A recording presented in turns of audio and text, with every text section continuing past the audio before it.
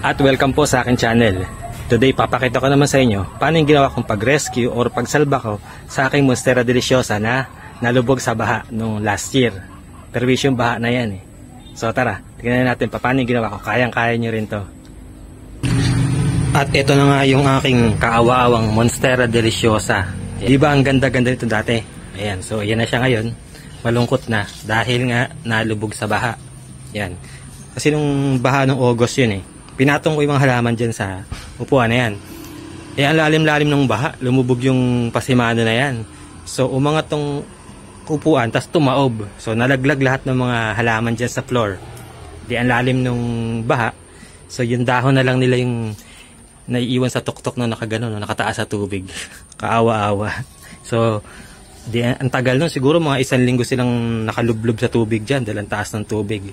Anyway, so, yun na nga nangyari. Nabulok yung base ng aking Monstera Deliciosa. Ayan, nakita nyo. Ayan o. Ayan, nabulok na. Ang haba na niyan eh, nabulok o. So ito yung luckily na lang. Ito ang matigas pa to. Ayan, mula din sa baba na yan. Ayan, buo pa siya, matigas. Ayan, so ay, tapos yung kalahati nito nabulok eh. Pero yung kalahati buhay pa. Ayan, so buhay pa rin siya hanggang taas, dire-diretso. Tapos, buhay pa naman siya, nag-uugat yung, ayan o, nag-uugat na may mga dahon niya. Ay, mga ugat niya. Nag-uugat yung ugat niya. Ulit-ulit. Ayan. So, bala ko putulin to. Siguro, baka mga gandito siguro. Ay, hindi, gandito siguro. Ayan. First time kong gagawin yan. Ano pa? Iingay ng manok na. First time kong gagawin to na ipropagate yung Deliciosa. So baka hanggang dito ko puputulin. Tapos yung matitirang mga buhay na to yan, baka putulin ko ng 2. Tapos siguro lalapag ko muna dito sa soil mix nya. Tingnan ko kung mabubuhay. Okay, so wish me luck. So ayan, so pupugutan na natin si Monstera Deliciosa ko. Good luck sa'yo. Ayan, naputol ko na sila 3 para I love you. So ito yung top cut natin. Ganda no, kahit na medyo malungkot na yung dahon nya. Ayan. Ayan, so mukhang maganda naman. Ayan, sana wag mabulok para medyo ma-brown eh yung isang gilid. Ayan, tapos itong 2 na to yung sa ilalim, naisip ko ilagay na lang dito. Ayan, binungkal ko ng konti yung mix nya. So dapag ko na lang dyan. Ayan, bahala na sila dyan. Good luck, sana mabuhay sila. Saka itong isang, ito yung bulok yung kalahati eh. So lalagay ko na lang ng paganto. Ayan. May ugat pa eh. Bahala na siya dyan kung tumubo sila. Sana tumubo. Sayang din eh. Ayan. Teka, malikot. Ayan, ganyan na lang. Makulit to. Ayaw dumiretso. Ayaw umikot eh. Ayan, so ayan, good luck sa inyo dyan. Sana mabuhay. First time kong propa yung Monstera Deliciosa. Tapos ito nga, naisip ko, sa tubig ko na lang ilalagay ito. Sumasabay pa yung manok. So, naisip ko i-waterproof na lang. Kasi natatakot akong idiretso sa lupa eh. Baka mabulok. Although may technique naman daw, pero di ko muna siya itatry. Para safe. So, ayan, dalagay ko na lang siya dito sa napakagandang, ano ba tawag dito? Garapon? O ano man yan. Ang tagal na nito, matanda pa sa akin to eh. So kung matanda sa akin yan, baka mga ano pa to, 1800. Joke lang. Yan, so lagay ko na lang siya dito. Satisfying. Sabi siguro ni Monstera, ni Deliciosa, ay salamat. Salamat po naman, pinutol mo din. Ayan, nakatikim na siya ng tubig. Kawawa naman eh no? Ayan. So ayusin ko na lang kasi tumutumba. So Diyan na muna siya. Good luck sa kanya, sana magugat siya. Tapos tsaka ko na siya sasalin sa lupa. Ang ganda no, parang pan-display.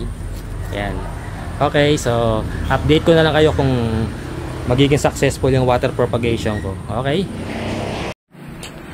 At eto na nga po siya after mahigit 1 buwan. Kakatuwa no? Ayan, lapitan natin. Ayan, so nawala na yung niya, yung old leaf, yung may brown. So napalitan na naman ng bago. Wow, ang kinis. Sana all makinis. Kakatuwa yun. So tingnan din natin kung marami bang ugat. Yun no. Root game strong. So itaas natin. Kakatuwa eh. Oops, baka mabali. Yan. You know, paka naman dyan. Nakakatuwa. Ano? Dahil lang pala siyang paugatin sa tubig. Yan, ang daming ugat. Oh. Ang tataba eh. So, yung pwesto nito, doon pa rin siya sa dati, doon sa baba. Inakat ko lang kasi di tayo makapag-vlog sa baba. Maingay. So, ganun pala. Madali lang pala siyang i-propagate sa water. Kasi ganun din yung nakikita ko sa karamihan nagpo-propagate ng Monstera Deliciosa or pag nire-rescue. Nilalagay nila sa tubig. Hindi nila dinidiretso sa lupa. Sa tingin ko din kasi parang mas safe na ilagay natin muna sa tubig kasi diretso sa lupa. Kasi parang, but parang feeling ko mabubulok pag halimbawa yung namamatay na Monstera Deliciosa, kinat mo tas nilagay mo sa lupa. Parang feeling mo, mabubulok siya. Kapag nilubog mo talaga sa lupa, So parang mas safe, lagay mo muna sa tubig para mag-recover siya. Sumipsip ng tubig, ganyan. So, ayun nga. Yun naman ang nangyari. Kakatuwa. Medyo maliit lang yung dahon niya. Pero, still, di ba? Nakakatuwa kasi kumbaga, yung may pag-asa, sabi nga. Ayun. And yung isang matandaan niyang dahon, aray ko. Okay pa din. Actually, medyo sumigla siya nung pagkalagay sa tubig mga ilang araw after. Yung parang nakasipsip siya ng tubig. So, tumigas yung dahon. So, yun lang, nakakatuwa. But wait, there's more. Tingnan naman natin tong dalawang vine na pinutol ko. Natatandaan niyo pa ba? So, pinatong ko sa mix niya. Yan, kakatuwa. Nabuhay pareho, puwera usog. Okay, so tingnan natin tong Ang ganda ng dahon, Yan. Galing eh. So, yun nga, madali rin silang pumutok pa yung buto ko. So, madali silang patubuin yung mga walang dahon, yung mga katawan lang na ganyan na ipapatong mo sa soil. Ayan. Mabilis pala silang tumubo talaga. Tapos ito yung isa humabol na din, Ayan, kakatuwa eh. Ayan. So, medyo natagalan to. Ito medyo mabilis tong nag-usbong eh. Obvious naman. So, ayan. Focus pa natin. Yun, So, madali talaga silang paugatin sa yung ipinapatong lang sa soil mix or sa kung anumang potting medium yung mga Monstera Deliciosa. Actually, yung dalawang method na nakikita natin madalas naman eh. Kundi water is yung sa pinapatong dun sa medium. So, then yun nga, napatunayan ko din madali nga siyang patubuin. Para din yung mga philodendron na especially mga matataba na katawan ng philodendron, pag pinatong mo sa lupa, tumutubo yun eh. Kesa yung ilubog mo sila ng patayo o pa-vertical yung puno. Minsan nabubulok na mamatay. Mas maganda pag pinapatong lang sila sa mix o sa lupa. At eto na nga ang ating Monstera Deliciosa after 8 months. Ang tagal din, Yun, Ang laki na niya. Ito yung new leaf niya nung nakaraan. Ayan, medyo nanilaw na. Pero may bago siyang dalawang dahon. Ingay. So, yun na nga. Ayan, may bago na siyang dalawang dahon. Ito may split pa eh.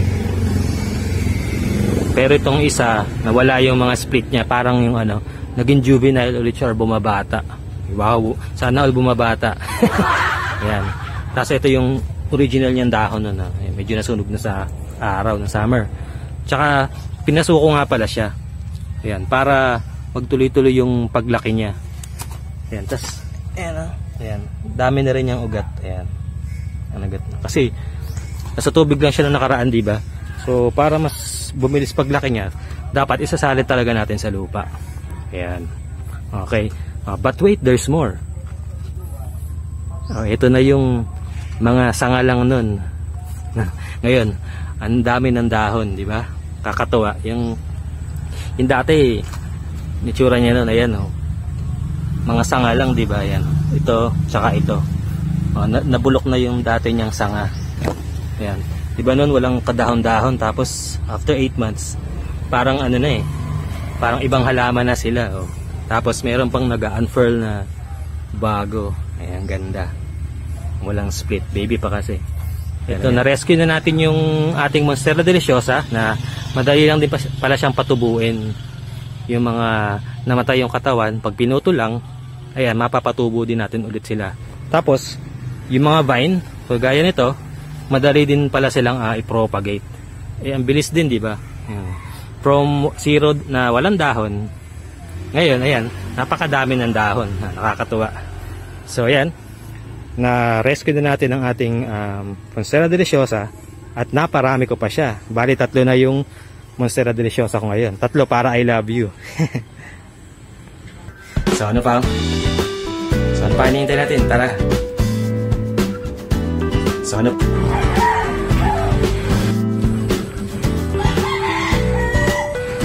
At after 1 month and 9 days, you know, lintik na bahayan. Buwis talaga yung mga baha na yan. Ayan, di ba ang ganda-ganda? Di ba ang ganda-ganda? Ito, yung tawag dito, yan,